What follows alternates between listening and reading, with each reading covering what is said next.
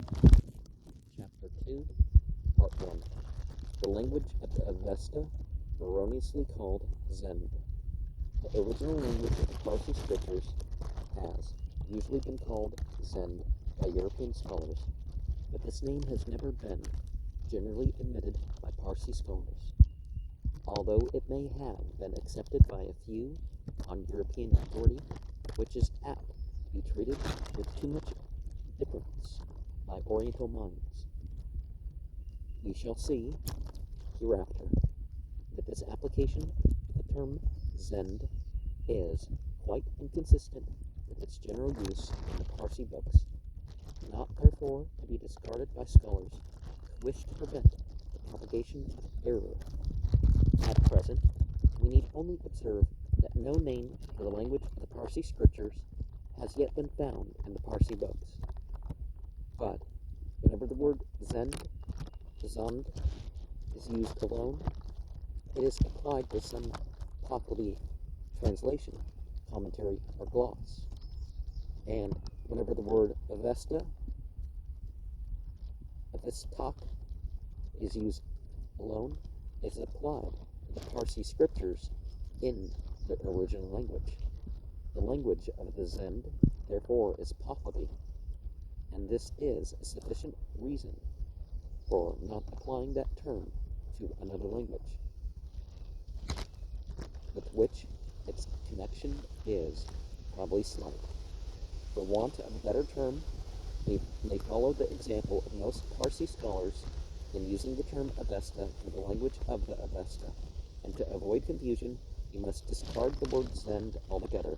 When speaking of languages, although for reasons given hereafter, we may still use Zend Avesta as a general term for the Parsi scriptures.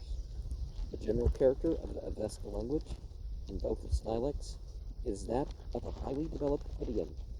It is rich in inflections, both of the verbs and nouns. In the latter, where three numbers, in 8 cases, can be distinguished, it agrees almost completely with the Vedic Sanskrit, and in the former, it exhibits a greater variety of forms than the classical Sanskrit. Samskrita is how they pronounce that term in the language they call Sanskrit. We find, besides, a multitude of compound words of various kinds, and the sentences are joined together in an easy way, which contributes largely to a ready understanding of the general sense of passages. It is a genuine sister of Sanskrit, Greek, Latin, and Gothic, but we find her no longer in the prime of life, as she appears rather in her declining age. The forms are not always kept strictly distinct from each other, as is the case in Sanskrit, Greek, and Latin, but are now and then confounded, much less, however, in the verbs than in the nouns, where the dissolution first began. The crude form, or original uninflected state of the word, is often used instead of the original inflected forms. Thus we find Eva, demon, evil spirit, which is really the crude form of the word, employed as the instrumental singular, which ought to be the Erroneou, or at least the Eva as the nominative plural, which ought to be the Eva Unho, or da Eva.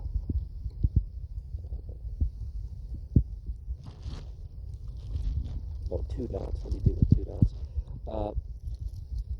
The long vowels A and I are out of use in the nominative feminine, so that the gender is not so easily recognized from the termination alone as in Sanskrit. Thus we have the enna, creed, belief, instead of the enna.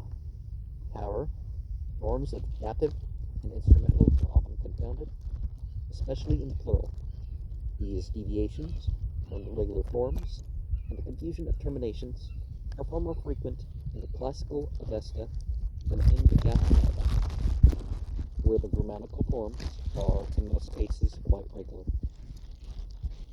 Notwithstanding these symptoms of decay, the relationship of the Avesta language to the most ancient Sanskrit, the so-called Vedic dialect,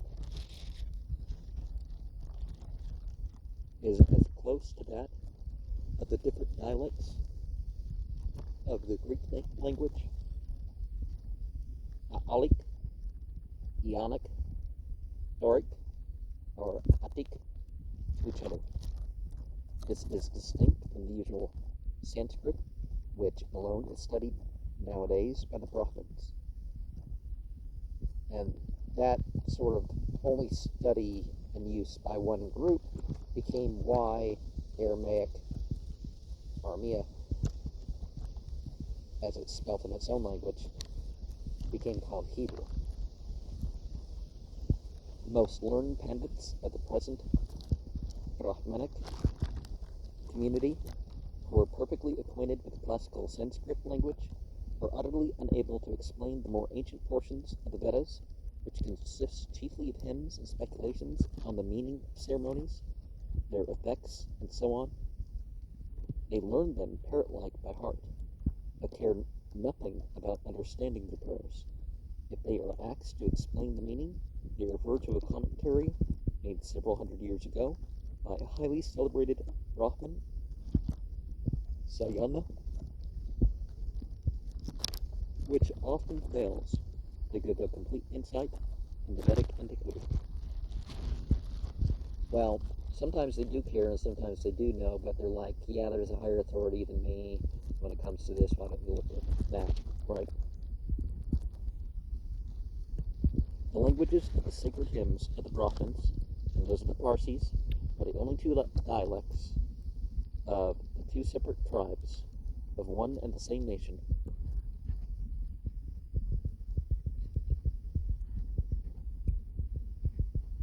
As the Ionians, Dorians, Attalians, and so on were different tribes of the Greek nation, whose general name was Hellenes, so the ancient Brahmins and Parsis were two tribes of the nation, which is called Aryas, both in the Veda and Zend. The former may be compared with the Ionians, the latter with the Dorians. The most striking feature perceptible when comparing both Avesta dialects with Sanskrit is that they are related closely to the Vedic form of Sanskrit, but not to the classical. And in verbal forms, especially moods and tenses, classical Sanskrit, though very rich, in comparison with modern languages, is much poorer than the more primitive dialect preserved in the Vedas. Thus, it has lost various forms of the subjunctive mood, most tenses in all moods excepting the indicative, the imperative and potential moods, preserving only the present tense, the manifold forms expressing the infinite mood.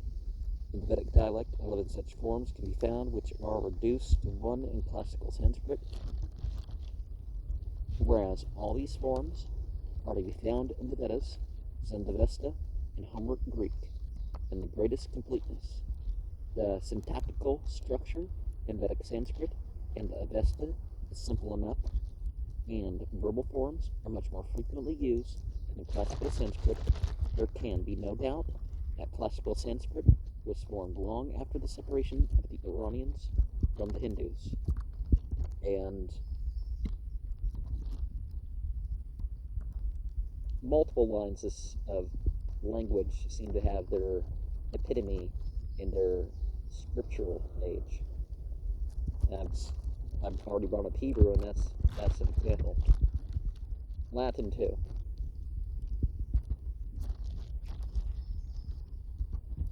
The differences between Vedic Sanskrit and the Avesta language are very little in grammar, but are chiefly a phonetical and lexicographical nature. Like the differences between German and Dutch, there are certain regular changes of sounds and other phonetic peculiarities perceivable. perceptible, a knowledge of which enables the philologist to convert any Avesta word easily into a pure Sanskrit one. The most remarkable changes are as follows. The initial S in Sanskrit is changed into Avesta to H, thus Soma, the sacred juice used by the Brahmins, equals Haoma. Sama, together the same, equals Hama. Sa, that, he is Ha. Sach, to follow, Latin skli, is hatch.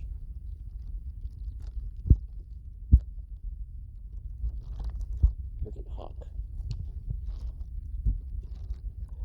In the middle of a word, the same change takes place, as in asu, life, anhu, except now and then, in the last syllable, as in the Avesta yaza esha, thou shalt worship. Worsh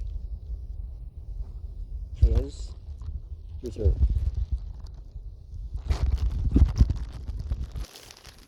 At the end of a word, sh remains unless preceded by a, in which case the termination ash is changed into an o, except when followed by the enclitic conjunction cha, when the sibilant is preserved. Thus, asuras, living, becomes ahuro instead of ahurash, but we find ahurascha and the living. The Sanskrit h, when not original, but only a derived sound, never remains in the Avesta. It is generally changed into z. Z as in z. Then, therefore, the equals s. Hi, zima, winter.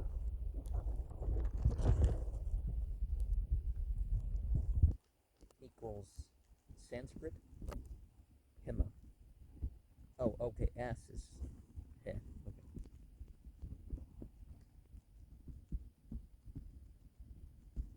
Sabah, the root, to invoke, equals the Sanskrit, haveh.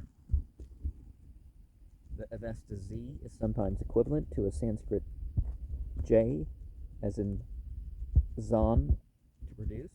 Version zadan equals the Sanskrit John, the Latin gigno, hisva, tongue, equals the Sanskrit jif. In comparing Avesta with Sanskrit words, we often observe a nasal in the former, which is wanting in the latter.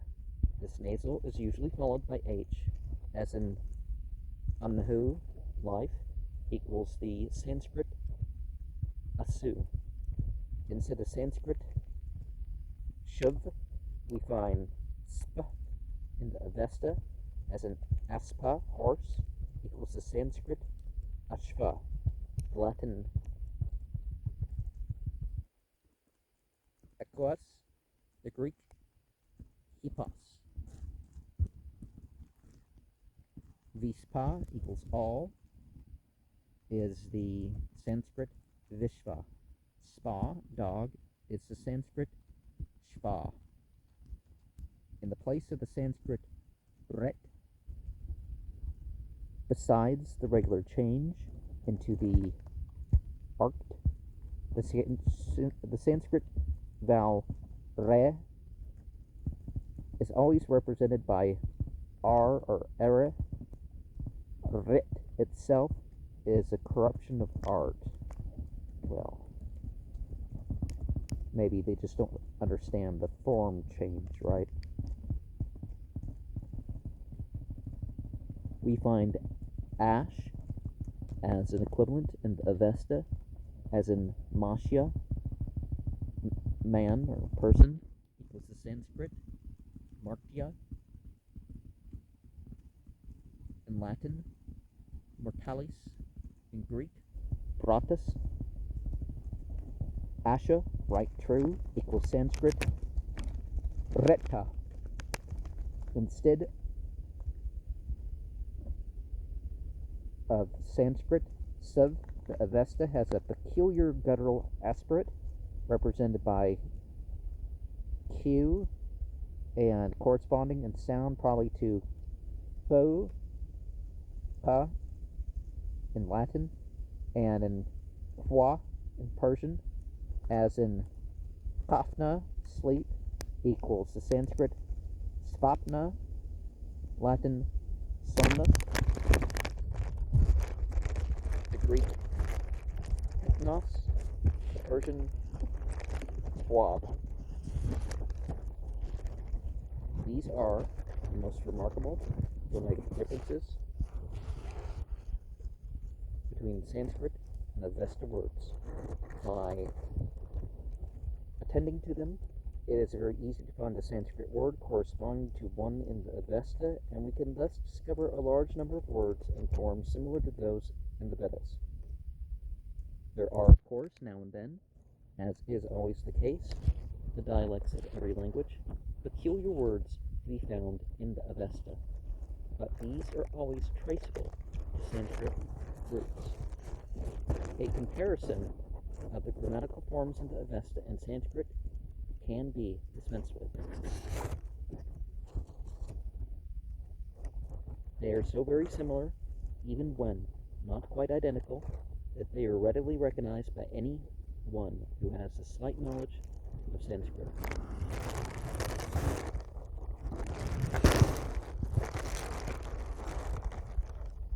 The strongest proof of the original identity of Sanskrit and Avesta grammatical forms in their harmony, even in irregularities, thus. For instance, the deviations of the pronominal declension from that of the nouns are the same in both languages, such as ahma'e to him, Sanskrit asma'e, kahma'e to whom, Sanskrit kasma'e, ya'asham, of whom is plural, the Sanskrit yasham,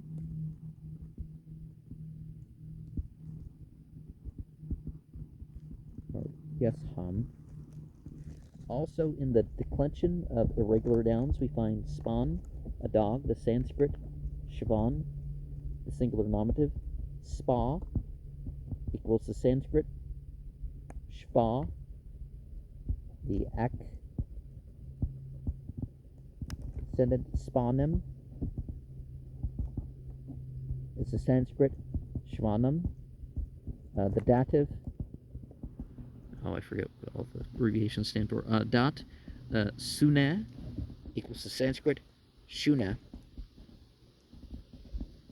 The genitive of suno is the Sanskrit shunas.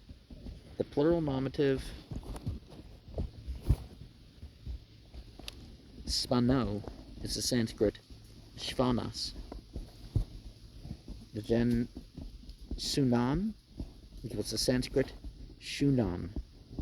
Likewise, pathan, path, equals the Sanskrit pathin, singular nominative, paniya, the Sanskrit pandas, inst, patha, equals the Sanskrit patha, the plural nominative, pantano, equals the Sanskrit pantanas, accusative patho, equals the Sanskrit pathas, the general patham, equals the Sanskrit patham, instead of patham. The extremely close affinity of the Avesta language to the Vedic Sanskrit can be best seen from some forms of the present tense in which the classical Sanskrit differs from the Vedic. Compare, for instance, the Avestan Erroneously, I make, with the Vedic Praname, and the Sanskrit Karomi. The Avestan Jamaete, he goes, with the Vedic Gamate, and the Sanskrit Gachate, with the Avestan Erroneou, I take, with the Vedic Gribname, and the Sanskrit Grename.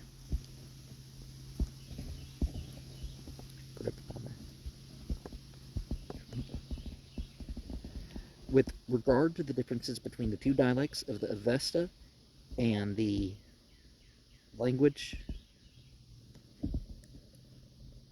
of the Gathas, the classical ordinary Avesta, we can here only discuss their relationship to each other in a general way. The chief question is whether they represent the same language at two different periods of time, or whether they are two contemporary dialects spoken in two different provinces of the ancient Bactrian Empire, the prehistoric empire. Our knowledge of the dialects of Iranian languages and the periods of their development previous to the Christian era is so limited that it is extremely difficult to decide this question in a satisfactory manner. And remember that ancient Bactrian Empire is said to have one of the great false messiahs of history in it at some point. Well, it said that Zarathustra was so killed. Okay, SH represents the palatal sibilant. Sh. Okay, the cerebral sibilant. So if there's stop sh versus you push it to the top of the head, right? The differences between these two dialects are both of a phonetical and grammatical nature. Were the deviations merely of the former kind, we should be fully entitled to ascribe them to two different ways of pronouncing certain vowels and consonants, and as generally happens in different districts with nations speaking the same language. But should we discover in one dialect fuller and more ancient forms, and in the other evidently later and more contracted ones, the difference between the Gatha language and the ordinary Avesta must be ascribed to their being written at different periods. The phonetical differences of the Gatha language from that of the other books are, at a first glance, so considerable as to induce one to trace them to different localities of the same country, and not to different ages.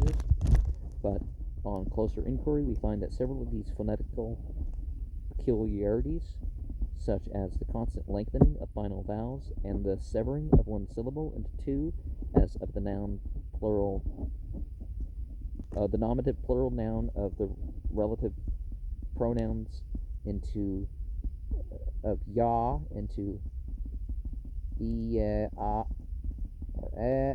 or are attributable to the original chanting of the Gathas and other shorter pieces constituting the older yasna, and are not to be traced to dialectical differences. Well, just like the Quran, the different lengths of how you pronounce things does something with the meaning. These writings are the most important and holiest prayers used in the Zoroastrian divine service, and the way of chanting them was very likely analogous to that in which the Brahmins, originally near relations of the Parsis, used to chant these verses of the Samaveda at the time of solemn sacrifices, and which is kept up to this day on such occasions. On hearing a Samaveda priest chant some verses of this Veda, one notices that he lengthens the final vowels of the words even when they are short. In Sanskrit, where the grammar was fixed by rules, the texts were not altered according to the mode of chanting them, while in the Avesta, where nothing regarding the grammar and pronunciation was settled, these peculiarities, produced by chanting the Gathas and some other pieces crept into the manuscripts, which were generally written from memory only, as is still often the case. Besides these phonetical changes, which can be explained as the result of chanting, there are a few other changes of vowels, such as that of a final O or an initial A into A, such as ka is ko, who, and amavat is amavat, strong, and some changes of consonants, as that of T and S, as in stavas, into stavat, praising, and the softening of harsh consonants, as in adrang, athras, a plural of atar, fire. These deviations are suggestive of dialectical differences, but they are of no great importance and no great weight can be attached to them. They are merely such differences as might exist between the idioms of neighboring towns in the same district, that these peculiarities, notwithstanding their insignificance, have been preserved so well and not been dissolved and changed into current Bactrian language, which is preserved in the largest portion of the Zend Avesta, indicates the greatest reverence in which these hymns were held by the Zoroastrians. Considering that the Gathas contain the undoubted teaching of Zarathustra himself, without adverting to other reasons, we do not hesitate to believe that the peculiar language used in the Gathas was the dialect of his own town or district. As to the grammatical forms, the Gatha dialect exhibits not a few deviations from the ordinary Avesta language. Most of these differences evidently represent a more primitive state of the Bactrian language, nearer to its Aryan source, but some might be considered as merely dialectical peculiarities.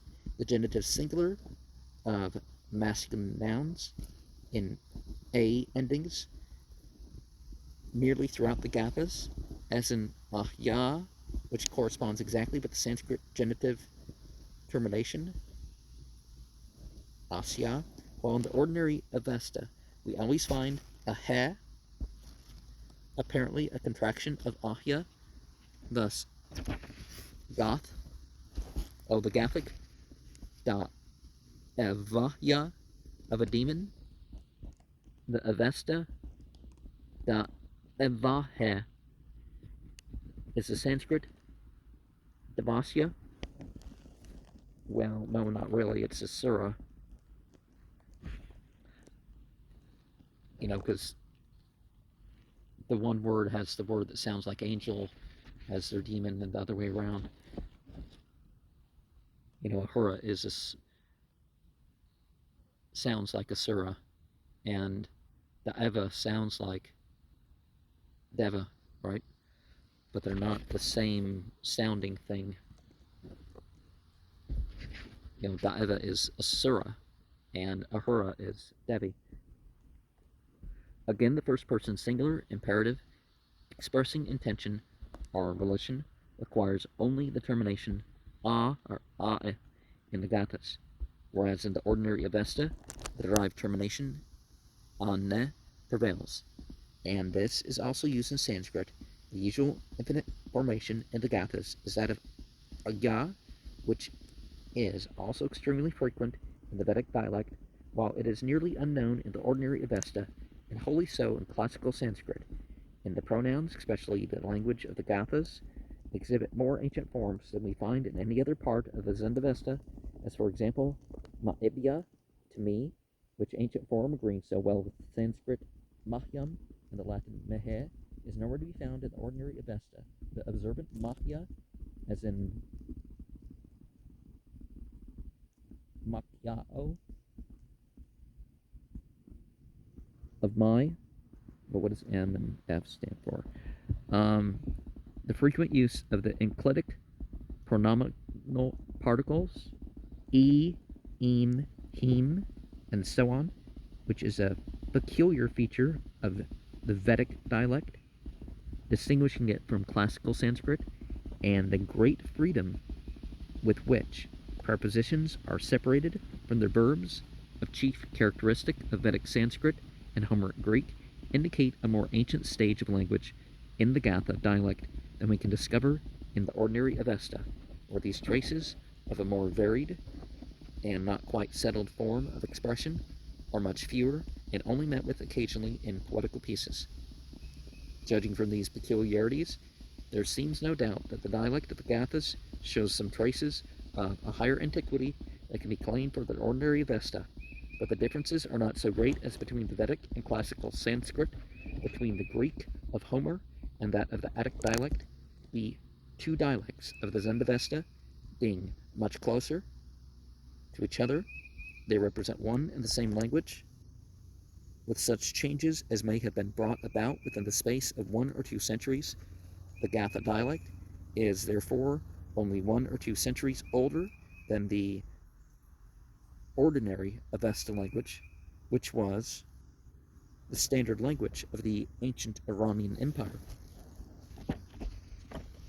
Much of the difficulty of understanding the Zend Avesta arises, no doubt, from grammatical defects in texts extant, owing to the want of grammatical studies among the ancient Persians and Bactrians. Had the study of grammar as a separate science flourished among the ancient Mobids and Dasturs, as was the case with Sanskrit grammar among the ancient Brahmins, and had Iran produced men like Panene, Katyayana, and Patanjali, who became lawgivers of the classical Sanskrit language, we should have less ground to complain of the bad condition of the texts, and have found fewer difficulties in explaining them than we have now to encounter. There is every reason to believe that the grammar of the Bactrian language was never fixed in any way by rules. Thus, the corruption and abbreviations of forms, which gradually crept from the popular and colloquial into the written language, the written language became unavoidable. In Sanskrit, the grammarians built, by means of numerous rules, under which every regular or irregular form in that language was brought, a strong bulwark against the importation of forms from the popular and vulgar language, which was characterized by them as Prakrit. One must not, however, lose sight of the fact that a language is not made by grammarians, but by the common people whom they despise. The work of grammarians is simply to take the language as they find it and try to ascertain what rules they can manufacture to account for the various forms and idioms used by the people around them, so long as such rules are laid down merely as explanations of existing facts. They will be useful to the scholar and will not impede progress, but once let them be enunciated as inflexible laws, unalterable as those of the Medes and the Persians, and then they hinder progress, ossify thought, and stop discovery.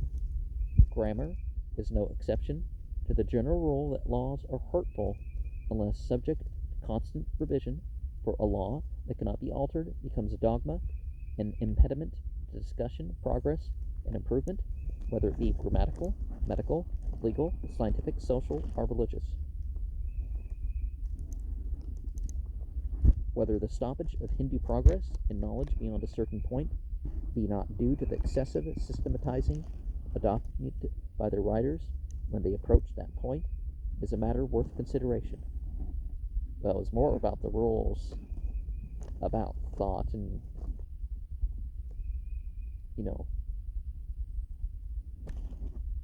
there was the idea, they said, well, we can't understand any more. Just like some of the Muslims that think, oh, some book of explanation written 700 years ago or 1,000 years ago, we can't figure anything out as far as commenting on things. It's like, yeah, you can.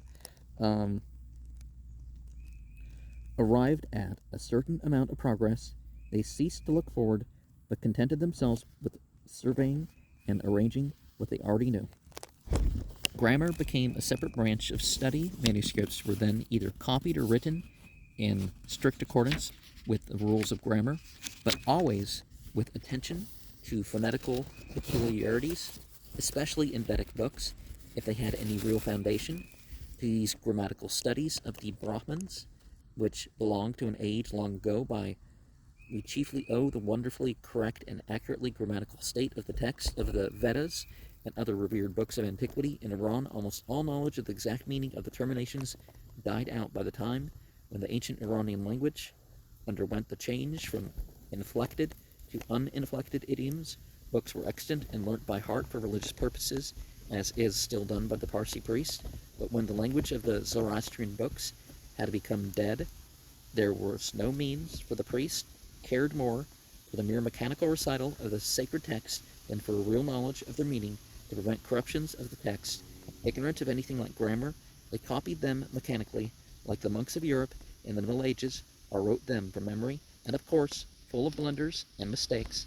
On this account we find the copies now used by mobids and dasturs in a most deplorable condition as regards grammar. The terminations are often written as separate words and vowels, inserted where they ought to be omitted, in accordance with the wrong pronunciation of the writer. The best text, comparatively speaking, is to be found in the oldest copies, while in Vedic Sanskrit manuscripts, if written for religious purpose, then there is not the slightest difference whether they are many centuries old or copied at the present day. Westergaard has taken great trouble to give a correct text according to the oldest manuscripts accessible to him, and his edition is, in the most cases, far preferable to the manuscripts used by the priests of modern times. If older manuscripts than those used by Westergaard be known to the dasturs, they should consider it their bounden duty to procure them for the purpose of collation with Westergaard's valuable edition, so that they may ascertain all preferable readings for their own information and that of other scholars. Why will they remain behind the Brahmins and the Jews? The Jews, about 2,000 years ago, decided how many rows, columns, and letters were going to be used in their text. They still end up with 3 different, but the Asiatic, the Sephardic, and the Ashkenazi versions are pretty much preserved as such. Who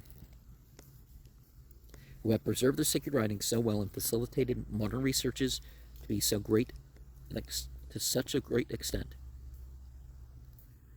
The era for a second philological explanation of the time-hollowed fragments of the Zoroastrian writings has come, and the dasturs, as the spiritual guides of the Parsi community, should take a part in it. The darkness in which much of their creed is enshrouded should be dispelled, but the only way of obtaining so desirable a result is by the diffusion of a sound and critical knowledge of the Avesta language.